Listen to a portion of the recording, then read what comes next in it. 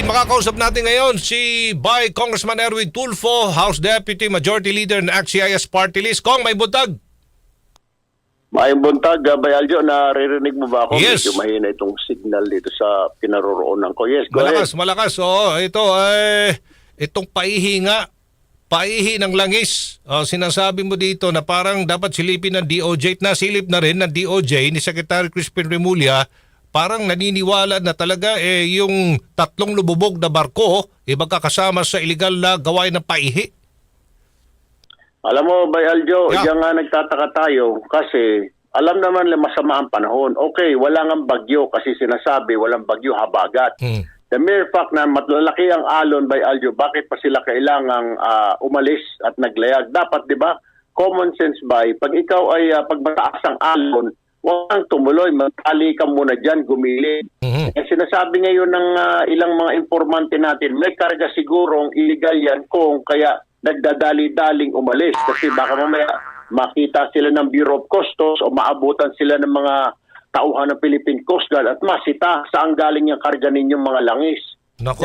Pero ang modus pala dyan, Aljo, lalapitan nila yung mga malalaking oil tanker galing sa iba yung dagat habang sa hating gabi, doon naglilipat para pagsikat ng araw, nasa kanila na yung kargamento ng malalaking tanker at yung tanker aalis na, hindi na dadaong sa mga pier para hindi na makapagbayad ng buwis. Nako. So para matagal na pala itong gawain, yung paihi na yan sa lugar na yan? Ayan, medyo nahihirapan ang Bureau of Customs natin at ang Philippine Coast Guard kasi nga naman, di naman ikaw pwedeng basta-basta nila na bubordan mo yung isang barko para namang papasok yung mga pulis sa bahay ng basta-basta na walang search warrant. So, medyo mahirap nga namang hulihin yan. Pero yung nakapagtataka dyan, alam naman nila na wala nga bagyong Karina no, pero hindi apektado yung Bataan na yan, matataas ang alon. Ang aking natanggap na impormasyon mula dyan sa Bataan.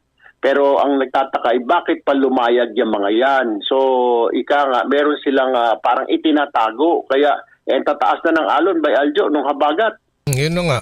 So, sino dapat nating investigahan dito at may dapat managot po dito? Ang Coast Guard ba? Sino ba nagkulang dito, Kong? Ayaw kong pangunahan ang investigasyon ng DOJ dahil nandyan na yan at pati ang tumutulong na rin ang DILG si Secretary Benhar Abalos. Ayaw namin pangunahan yan. Pero within the next few days siguro, busy lang ang Kongreso ngayon dito sa paghihimay ng national budget. Pero pag nagkataon, maghahain tayo dyan para matuldukan na yan. Matagal na yan. At maging ang Bureau of Customs ay nahihirapan din yung mga patrol nila kasi nga naman, sa mga laot pa yan, Bayaljo. Yung mga nakikita mo, mga tanker na maliliit at saka mga barge, dyan kinakarga yan sa gabi, didikit sila.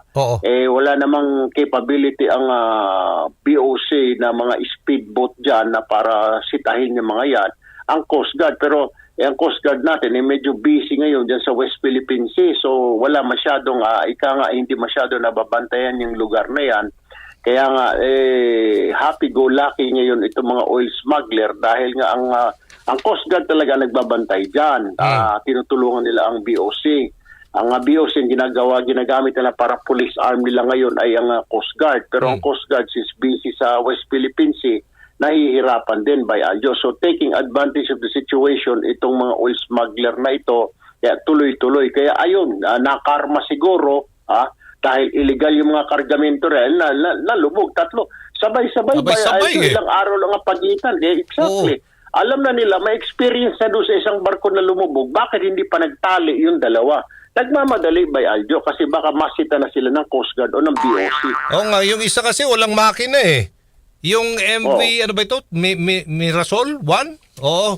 Mirola. MV Mirola 1. Walang makina. Ang laki naman ng kanyang fuel berth at sumadsad doon. So malamang, sa alamang, talagang doon idinaan yung mga nakaw, pinalusot na mga langis o oil. Malamang sa alamang pa yan by Aljo, baka hinihila yun yung walang makina na yan. Pero duda talaga dyan ang DOJ pati ang DILG ngayon. So siguro hahayaan lang muna natin yan. Ayaw namin makialam dyan sa investigasyon ng DOJ. Pero kailangan na rin siguro natin gumawa ng isang resolusyon dito sa Kongreso para matuldukan niyang